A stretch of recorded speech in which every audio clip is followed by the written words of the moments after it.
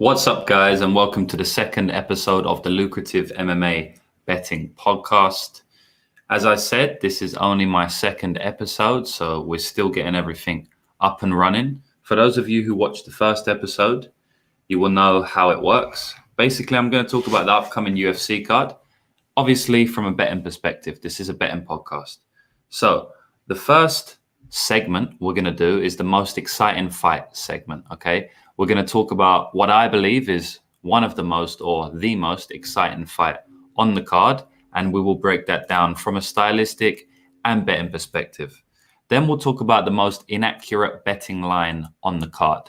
I will say that this week I haven't seen any hugely outstanding inaccurate betting lines, but there are definitely some lines I believe there is value on, so I'll be going through maybe a couple of them.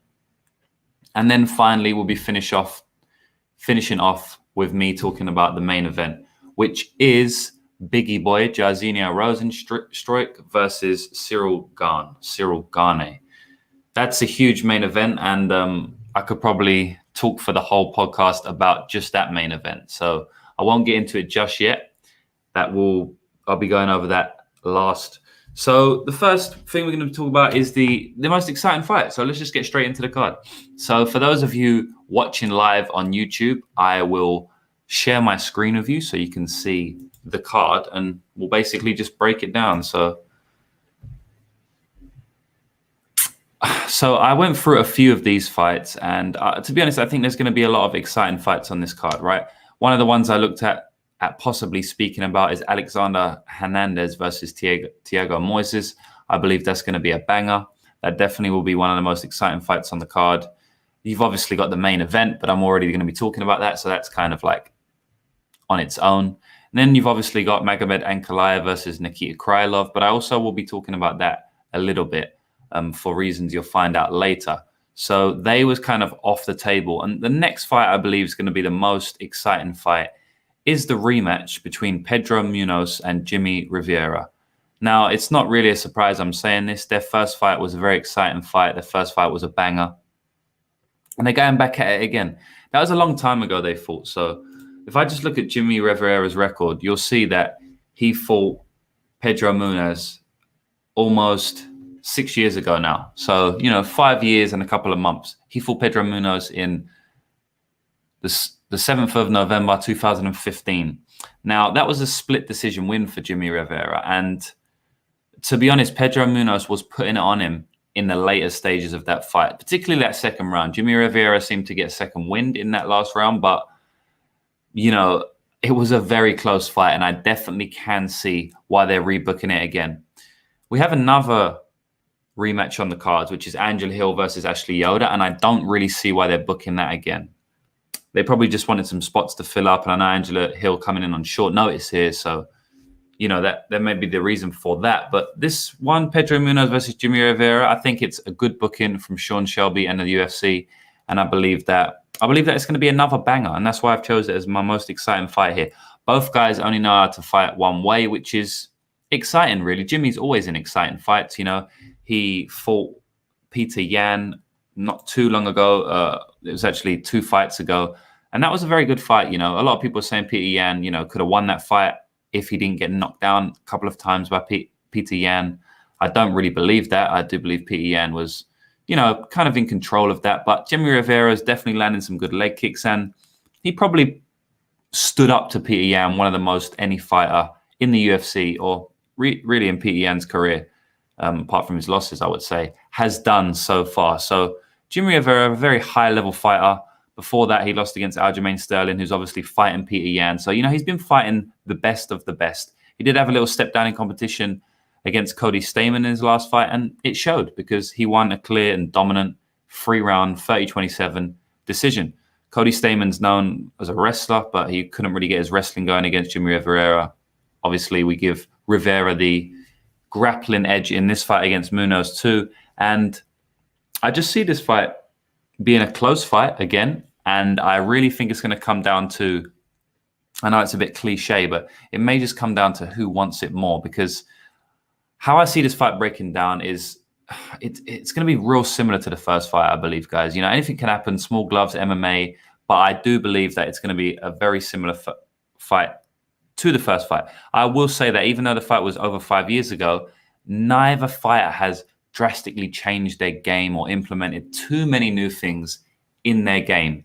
Now, Jimmy Rivera has still going to have the hand speed advantage. He's still going to have the technical boxing and striking in general advantage. And we saw that disparity in the first fight. And the disparity was pretty huge in the early going, i.e. the first round. So Jimmy Rivera was really catching Pedro Munhoz in that first round with his quick combinations. Pedro Munhoz would come into distance, close distance, throw heavy shots, but he was just one step behind Jimmy. Every time Pedro got off one shot, Jimmy would get off 3 or 4 shots. He was countering with kicks, he was countering with straight shots, he was countering with hooks, uppercuts. He timed the uppercut a good few times, and he just really showed the striking level difference in that first fight against Pedro Munhoz. But like Pedro Munhoz does in a lot of his fights and to a lot of his fighters, he closes that skill gap disparity in the stand-up with his hardware, with his pressure, with his pace, with his chin, with his grind, and he did that to Jimmy Rivera. So in the second round, it wasn't like the first round. It was very different. Now, I don't remember if it was the first round or the second round where they both hurt each other, but in one of them rounds, Jimmy Rivera cracked Pedro Munhoz and he hurt Pedro Munhoz. And then he went in and he got a little bit reckless, and then he got caught by Pedro Munhoz. And it kind of changed the tempo of the fight because Jimmy looked hurt more than he hurt Pedro. And after that, he was a little bit wary of Pedro's power. And if you're wary of Pedro's power, Pedro's just going to come forward and put it on you. And he did that to Jimmy. In that second round, he started to take over the round and just started to, his pressure started to wane on Jimmy. And if he was a Pedro Munhoz backer and he was watching the second round, you'd be very happy going into that third round. In the third round, it did peter out a little bit. The pressure wasn't as much. Jimmy Rivera got a second wind, as I said. He made some adjustments. And also Pedro, he wasn't as, he didn't put on as much pressure and pace in that third round as he did in the second. Now, maybe that's a combination of things, probably also because Jimmy Rivera, made some adjustments, as I said, but it was probably also because maybe Pedro realized that, okay, Jimmy's not going away. And, it's a fight. So you do get tired the longer it goes. And that's basically what happened. And then it went to judges' scorecards. And I guess it could have gone either way. I did watch it recently. If to make a clear-cut, bold statement on who should have won that fight, probably have to rewatch it again and really try and judge it. Because when I'm watching a fight for tape research purposes, I'm not really judging the fight, right? I'm looking for certain things I want to see in regards to the matchup I'm researching for. And that's what all of you guys should do as well, and I'm sure you are. Anybody watching tape should be doing this. So when you go into tape, just a little tangent here, just a little tip for you guys. When you are watching tape, what you want to do is you kind of want to know what you're looking for before you go in to that tape study, right? Now, obviously, there's going to be things that come out during the research that you didn't think about, but you do want to have a couple of things that you think of before you go in and watch the tape study. Because if you do that, then it's just a lot easier to recognize these things, right? Than just like watching it just blindly, just watching it, oh, let's see who wins this fight. So, for example, if Pedro Munhoz is fighting Jimmy Rivera, right, you'll watch that first fight, and then if you're tape studying for that fight after that, you'll watch Jimmy Rivera and Pedro Munhoz's fights after that. And for me, for example, I want to see, okay, has Jimmy Rivera been pressured often after that Pedro Munhoz fight? And did he fade after that? Is his first round always his best round? And is it a lot different than his second round? And maybe you want to see if Pedro has implemented anything to offset the striking disparity that was evident in their first fight in the following fights from Pedro Munhoz. So I hope you understand that. That's just something I do. And that's also what is good about being immersed in the sport. If you immerse yourself in the sport of MMA, you'll know what to look for before watching tape study, right?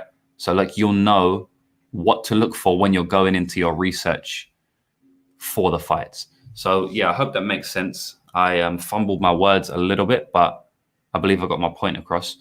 So back to the fight.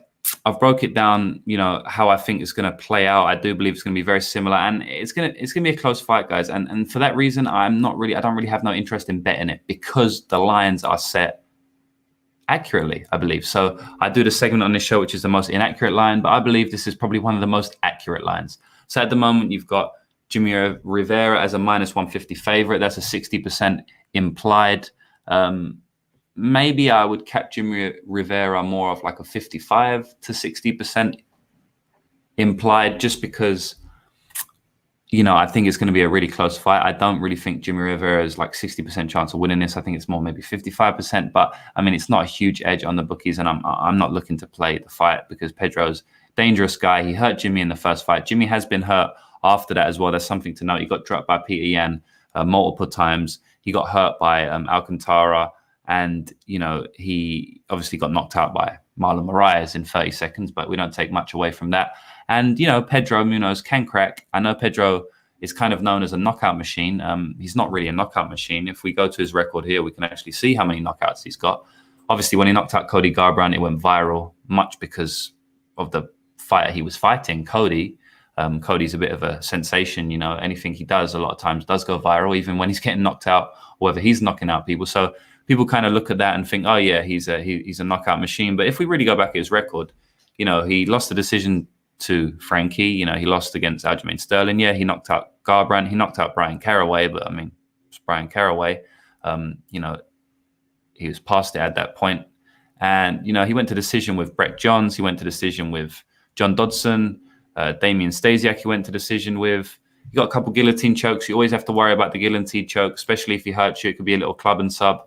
So, he's definitely dangerous there. But as you'll see, it's not like a whole heap of knockouts on his record there. Rafael Sansai went to decision with, obviously, Jimmy Rivera, that first fight. So there's quite a few decisions in there, quite a few guillotine chokes in there as well. So, I do give Pedro Munoz the finishing upside in this fight for sure. But I will say that Jimmy's a tough guy, even though he has been dropped a few times. He hasn't been stopped many times at all. He got stopped by Marlon Moraes. But other than that, I can't think of when he's been stopped. Oh, he got stopped by Dennis Bermudez on the Ultimate Fighter. And other than that, he's never been stopped. So, I mean, he's a tough guy. And I do think this fight will go to decision. But Pedro Munoz is definitely live at some point for a knockout, especially if that pressure starts to get to Jimmy. But if I had to bet on this fight, I'd probably be betting Jimmy Rivera, money line. And if I had to pick this fight, I'd probably be...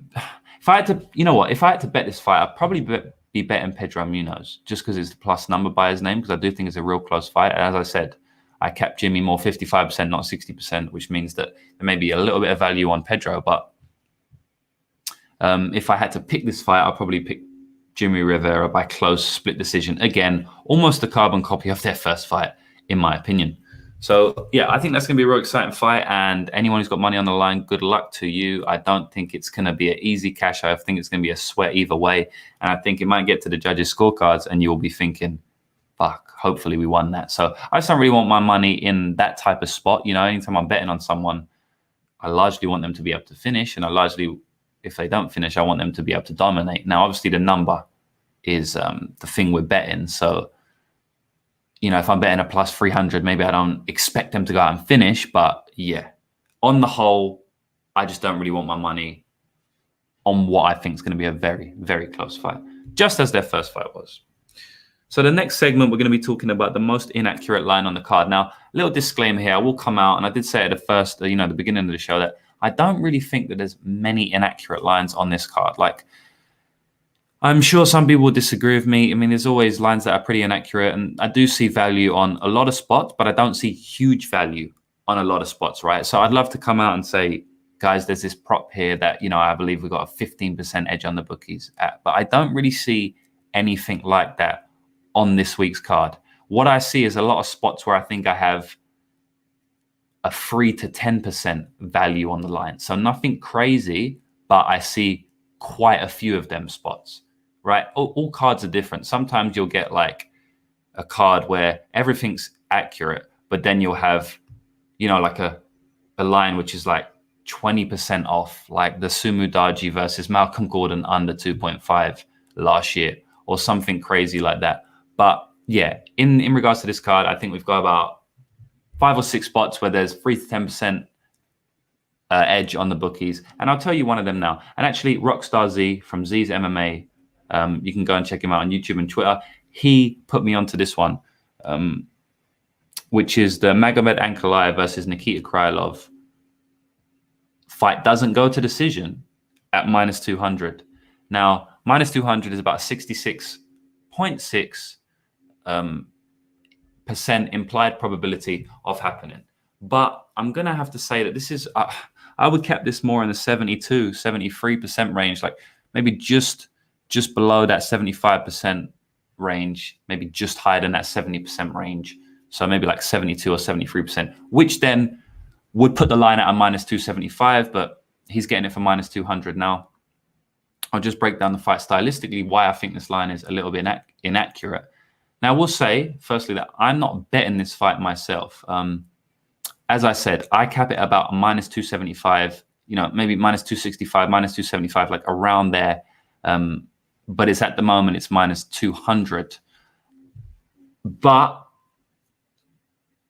that's about, I'm saying there's about a 6% edge on the bookies there, right? Which it's not an automatic bet for me. If there's a 6% edge on the bookies, I think I've got a 6% edge on the bookies. It doesn't mean I'm going to automatically bet it. It depends on the other bets I have on the card, depends on how many units I have, depends on how much edge I have on my other bets. And that's just how I play it, right? A lot of people will say, look, anytime you see any value, jump on it straight away. That's just not how I bet, okay? Everyone's different, and that's fine. That's why there's all different systems, all different styles to betting, the conservative better, the risky better, the prop better, especially in MMA. There's all different types of bettors. I don't bet every time I see any percent value, right?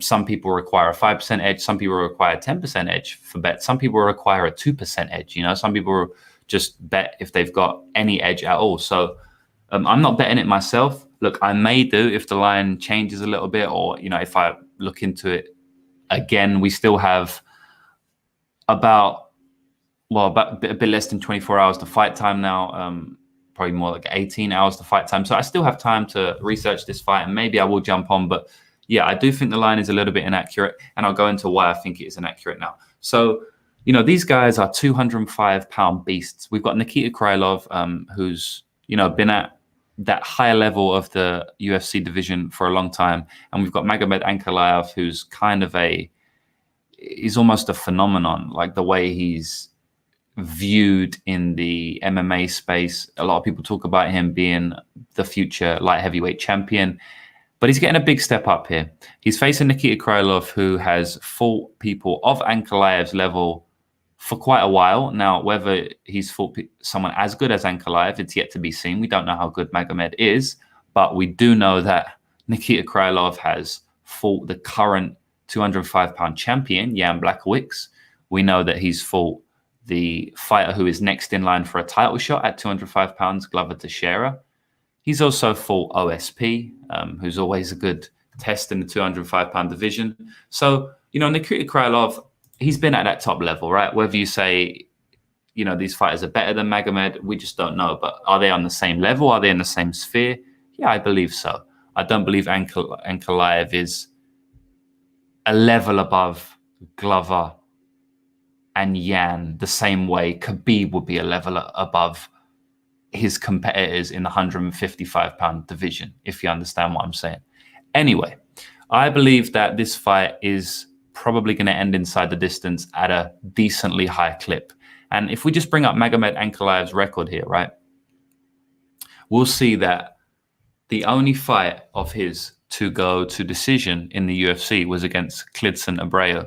Klidson Abreu got hurt by a punch, I believe it was, kind of early in that fight.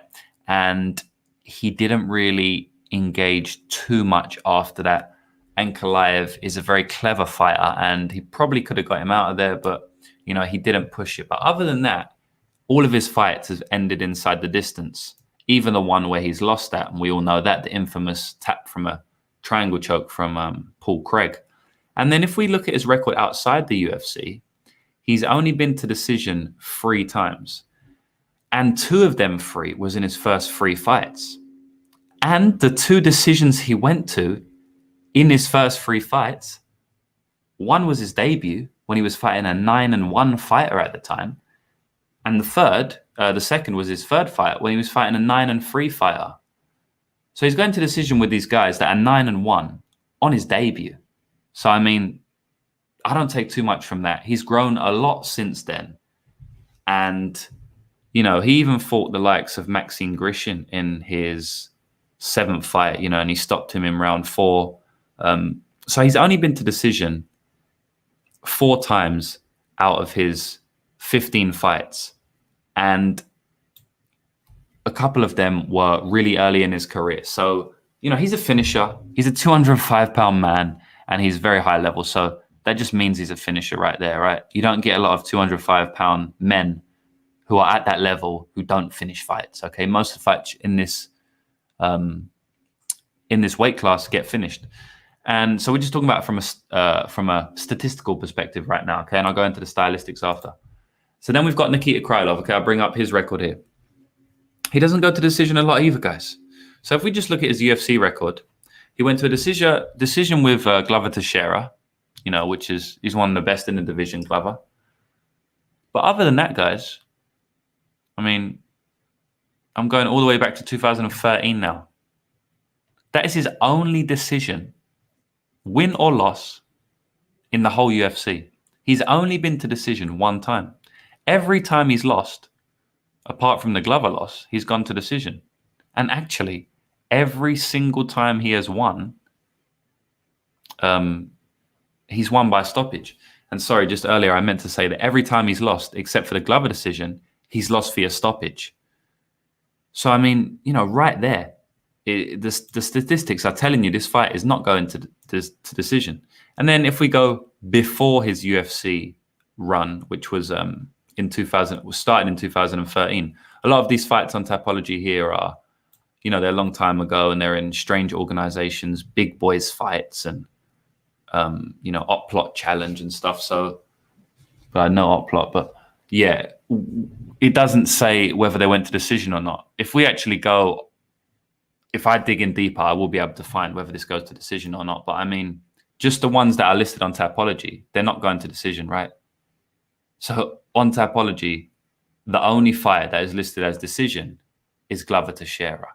So statistically, this fight is not going to decision, right? But as we know, this is not a statistical game. It's not a statistical only game, I should say.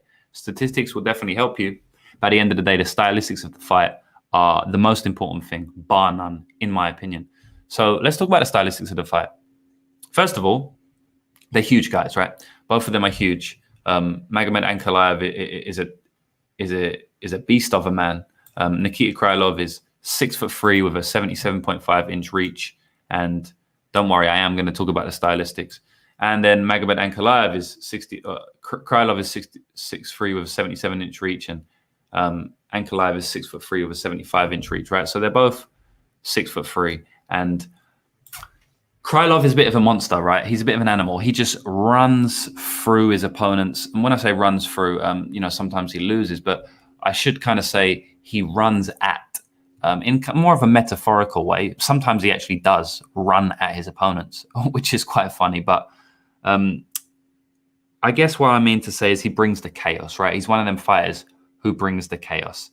He's kind of similar to Antigulov in the fact that that if you're fighting Krylov, you're in for a fight. He's not going to sit back and play the range game with you. And even if he does, he's going to explode at times. He's going to try and take you out. He's going to take you down. He's going to be very, he's going to be very aggressive, right? He's going to be very aggressive. And a lot of times, as I said earlier, he gets you out of there. Now, I will say that I made a slight mistake, and I'll just correct myself. In his last fight, of course, he fought Johnny Walker and he went to decision. But other than that, everything I said was correct. So he did go to a decision in his last 2 fights, which was Glover and which was Johnny Walker. Johnny Walker fight was a bit strange. I guess he just was wary of Johnny Walker's power. And I don't know if he got knocked out in sparring or something, because it wasn't like a typical Krylov performance, because he just wrestled Johnny Walker for the 3 rounds. But I mean, it was a dominant decision win after that. And I don't think he's going to do that against Magomed Ankalaev here. Ankalaev, obviously, master of sport in combat sambo, as they all are at that high level. Anyone who's trained combat sambo and is from Dagestan or has a V on the end of the name is probably a master of sport in combat sambo. And I just don't think he's going to go to the wrestling here. Krylov, he's probably going to try and strike with him. He may mix the wrestling in, but I think that he's probably going to fancy his chances on the feet as opposed to wrestling someone like Magomed Ankalaev, who is known for at least being pretty proficient on the ground. And yeah, I just think Krylov's probably going to try and put it on Magomed Ankalaev. And now look. So basically, because I don't want to go around in circles on this fight, I just feel like Magomed Ankalaev is a much cleaner technical striker, and he's probably going to land a bomb on the chin of Krylov here. Now I know Krylov is huge underdog, and I don't know if I necessarily agree with the line. I probably do. It's hard to say, right? It's hard to say. I know John Stargarian MMA has a unit on Nikita Krylov here at like plus 290. It's a huge number. And I guess for him, I don't want to speak for him, but a lot of people like to bet against these fighters as more of like a questions answer type bet. So like, I did it with Arlovsky versus Aspinall last week. And, I bet on Arlovsky because there was a lot of questions against Aspinall. And even though that bet lost, I was happy with that bet because it seemed like Arlovsky definitely put it on him towards the end of that first round after he didn't get stopped. And then that second round, it was looking decent too until Aspinall rugby tackled him and managed to instantly tap him. So, a lot of people will probably think that's a bit funny, me saying that I was actually happy with that Arlovsky bet. But I was very happy with that Arlovsky bet just because the way it played out. We did get to see some questions answered, kind of, but Aspinall still seemed to slow down, and then it was over quickly after, and it wasn't from striking, it was from submission. So I didn't get all the answers I wanted in that fight, but as I say, I wasn't super unhappy with the bet, and I guess that's what people will be doing if they're betting Krylov here. I'm not talking about anyone specifically, I'm not talking for anyone, but we've never seen Ankalaev up against someone at the level of Nikita Krylov, and we have never seen Ankalaev fight a style like Nikita Krylov. No one's brung it to Ankalaev like Nikita Krylov will do. And, if you got your money on Krylov, you know that he is going to fight for your money, right? And that's what you want when you're betting, right? You don't want someone who's going to check out. You don't want someone who's going to gas out. You want someone who's going to be there fighting for your money till they get stopped or till they stop the fight out or till they win or lose a decision. You want your fighter to fight until the end, especially if you've got money on him. And Krylov's going to do that here. I just feel like Ankalaev, I do feel like he's something special. I do feel like he's going to clip Krylov coming in. Krylov is open. He's not a great technical striker. He does leave his chin up in the air at times, and he can get cracked. He's only been stopped by strikes once, but it doesn't matter. They're 205 pounds, as I said, and it's a small cage. And, if Krylov does what he usually does and he's open he's open in the striking realm as he usually is, as I've seen him before, then I do believe Ankalaev will be able to snipe that chin. Now, on the flip side, because at the moment we're talking about the most inaccurate line on the card, and I said it was the doesn't go the distance, right?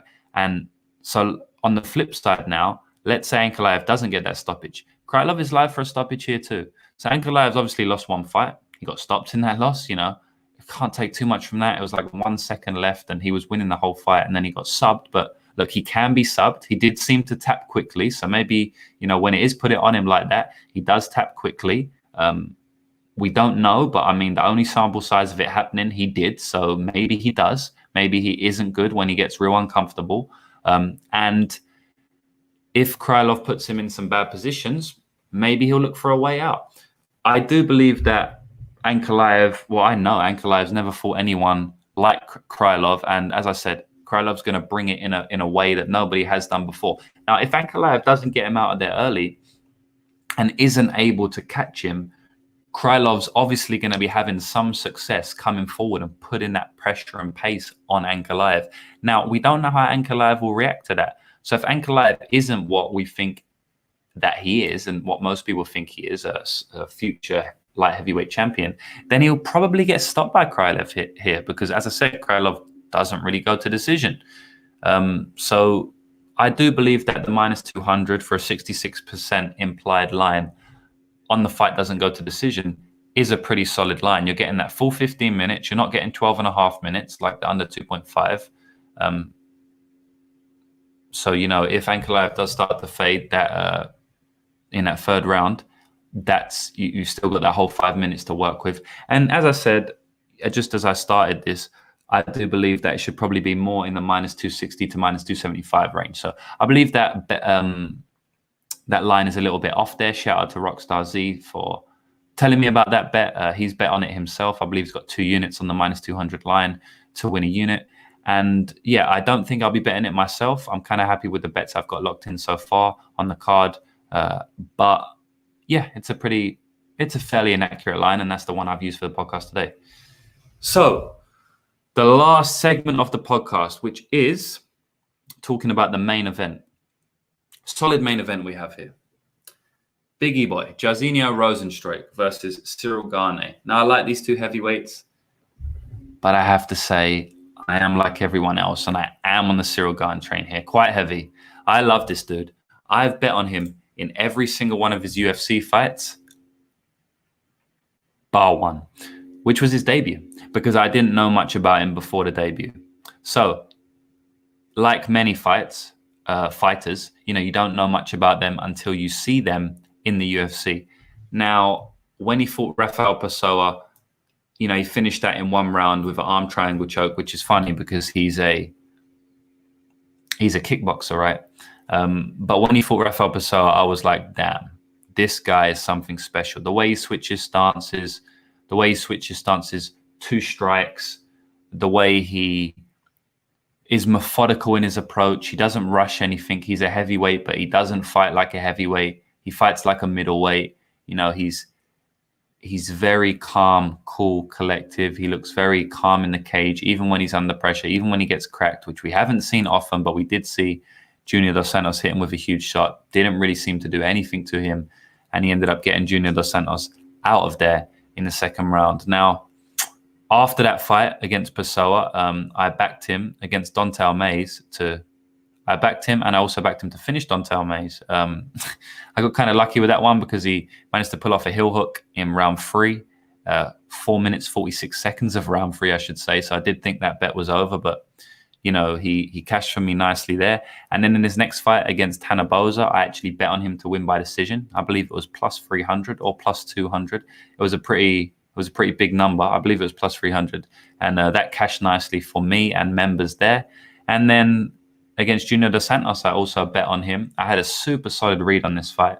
I really believed in my read on this fight. And people will call me lucky, and I'll tell you why now. But I'm not chalking this up to luck. I guess it is a little bit lucky because of what I'll tell you in a minute. But at the end of the day, my read was perfect, and I'll tell you why. So I backed Gane in a parlay against Junior Dos Santos. I also backed Gane to win in round 2, which he did. And then I also backed the over 1.5 in that fight, which cashed for me and members. Now, I backed the over 1.5 because, I thought it would be a stare and affair a little bit in that first round. Gane's very, very methodical, but I did think he would catch Junior in that second round. He did catch Junior in that second round, but I didn't think it'd be in the first half of that second round because I thought it'd still be a little bit, methodical in that first 2.5 minutes. And I said on my breakdown towards the 13, 14 minute mark, Gane is going to catch him.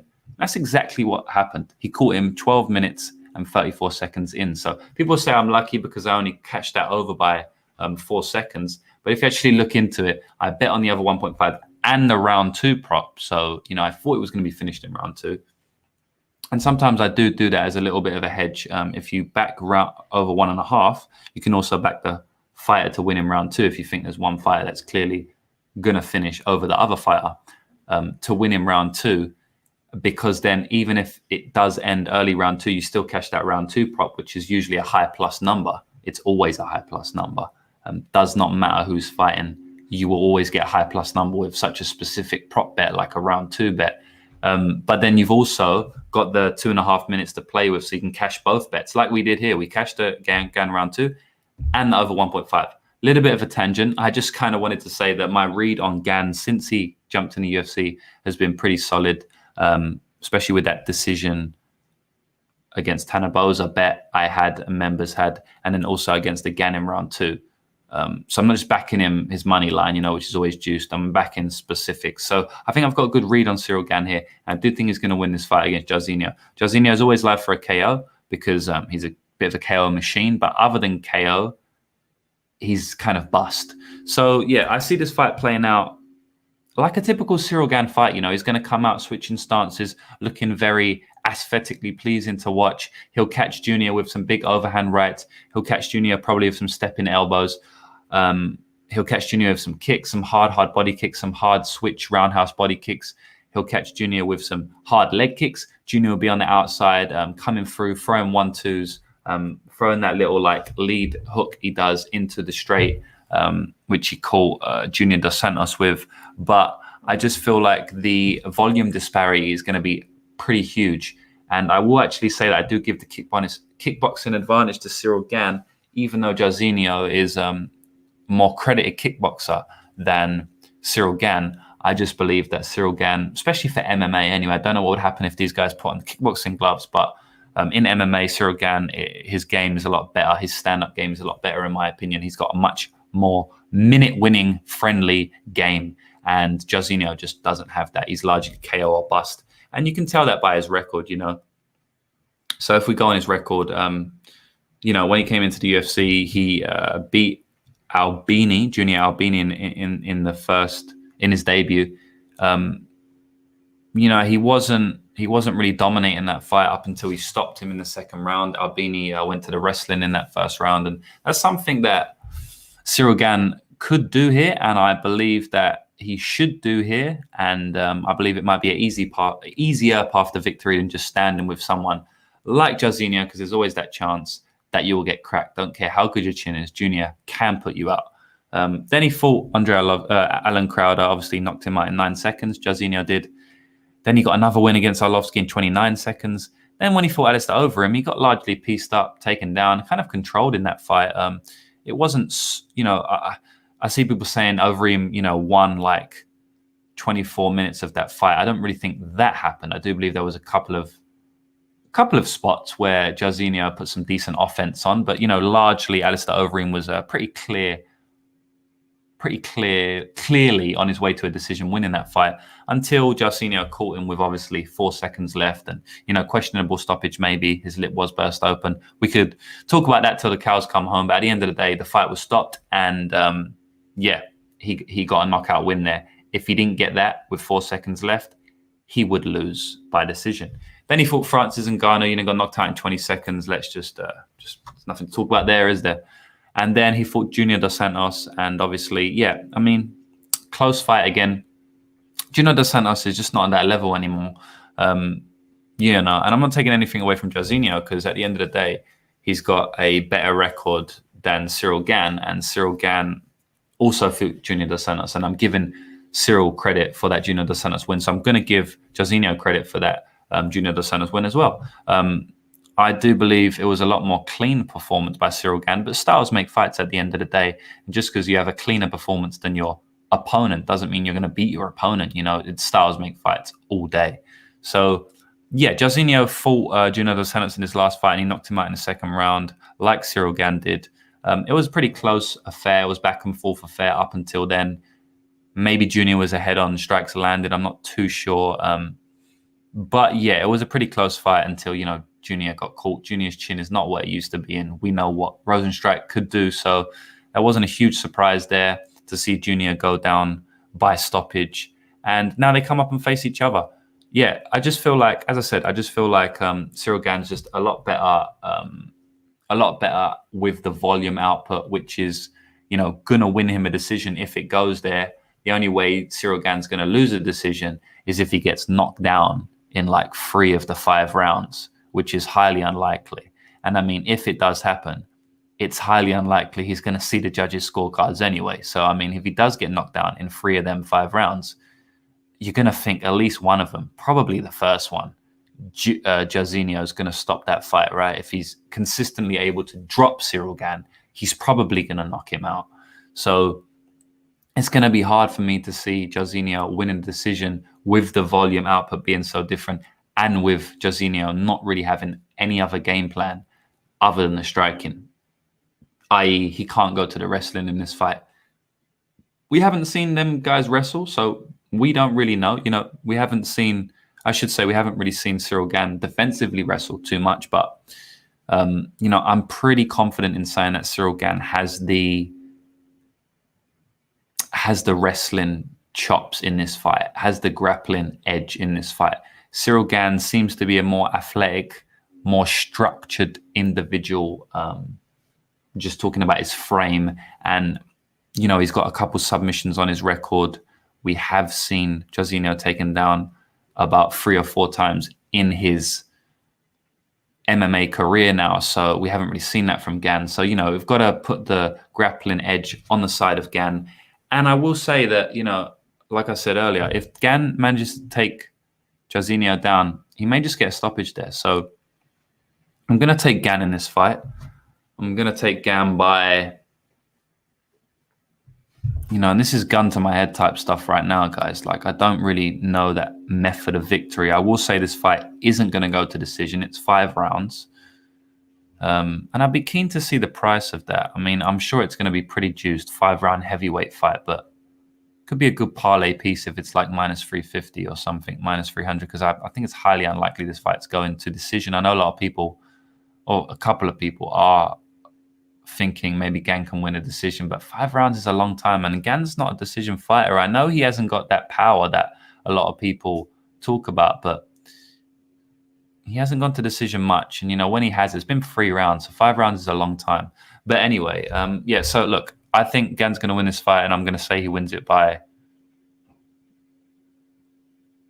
first or second round submission. I think he makes a statement here, and I think he gets Biggie Boy out of there fairly early. And I think he puts himself next in line for a heavyweight title fight. But they're not going to give him a heavyweight title fight. They will likely give him Derek Lewis, and that will be obviously the fight. Whoever wins that fight will fight whoever wins out of John Jones, and whoever wins versus whoever wins out of Stipe and Gane. Stipe and Gane will fight. Whoever wins that will fight John Jones. Whoever wins that will likely fight the winner of this fight versus Derek Lewis. That's just my guess. I'm just putting it out there, but who knows? So that's it, guys.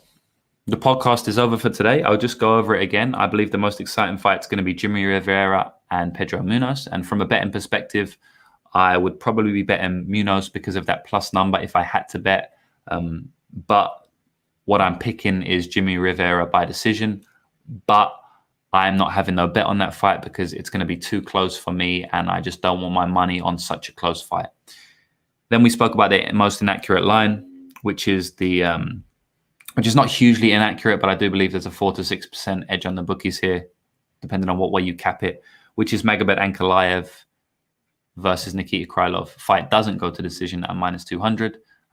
2 huge guys, 2 huge 205 pounders, small cage. They're not decision fighters. This fight's likely not going decision.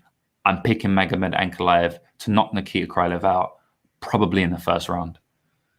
Then we spoke about the main event, which was Drazenia Rozenstruik versus Cyril Gane. I think it's going to be a great fight. Fight will not go to decision, in my opinion. Not a really hot take there. And I am picking Cyril Gane to defeat Drazenia Rozenstruik by first or second round submission. So that's it, guys. I will react to the chat after this to anybody who's watching the live stream live.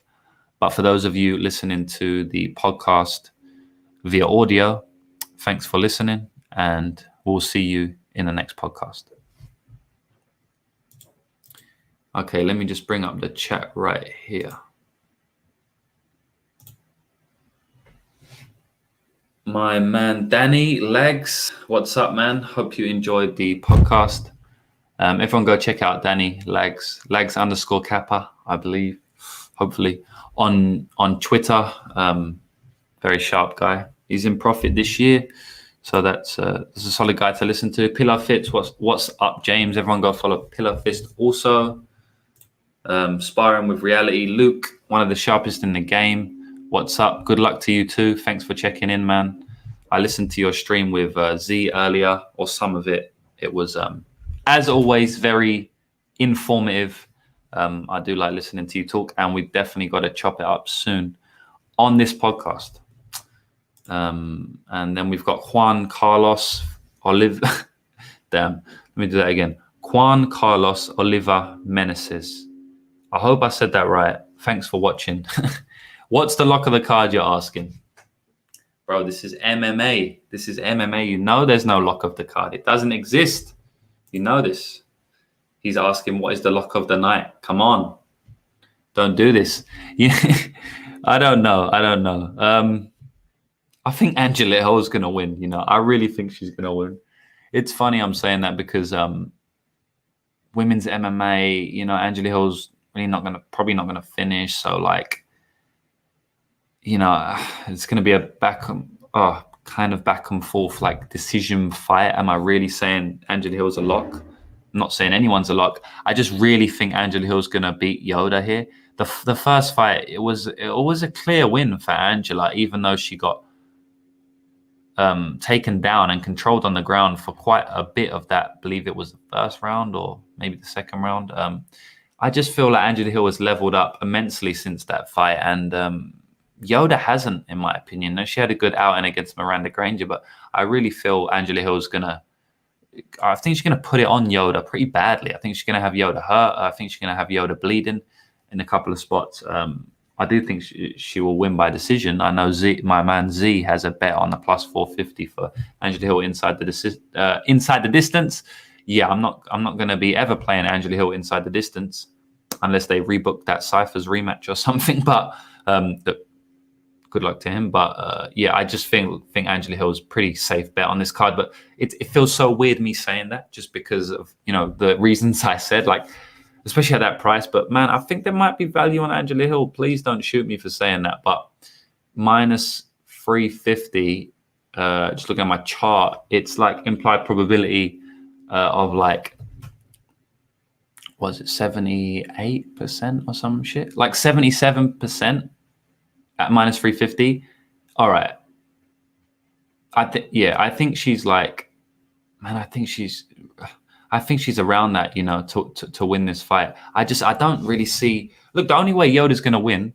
Fuck, I'm really going on a tangent on this fight, right? Aren't I? This maybe this is the lock, but of the card. But yeah, I just really feel like Angela Hill she's just better in all aspects. Obviously, maybe not the grappling, but I mean, man, Angela Hill is a worm, a live wire on the ground. If you take her down, she's going to get up. You know, we've seen her do it against Claudia Gadea. You know, who's way better wrestler than Ashley Yoda. Yeah, the lock of the card, Angela Hill, lock it in now. It's a guarantee win. I'm only joking, by the way. Please don't do that, but that would be my bet. Z, Hill inside the distance, plus 450. Let's go. Yeah, good luck. Good luck. I don't know what to say about that one. I was wrong on the Corey Sandhagen, badly wrong on that one. So, I mean, you know, maybe it'll be the same. Good luck. Good luck on all your bets. Always gamble legally and responsibly. I'm just copying Z now, but that's it, guys. I'm going to go now. Thanks for tuning into the stream. I appreciate each and every one of you. I will be recording my free bet video right now after I shut down the stream, and I'll post it up to YouTube in a bit. So watch out for my YouTube channel for that in about an hour because it takes a little bit to upload. Actually, for you guys still in the stream now, maybe I'll just give you the bet now. I won't really give you the bet. I do want you to watch the video, but I will say that I'm basically giving you the bet here. I may be combating Z down here. I may be going against my man Z. So may the best man win. And yeah, thanks for watching the podcast. And I'll be back next week as usual.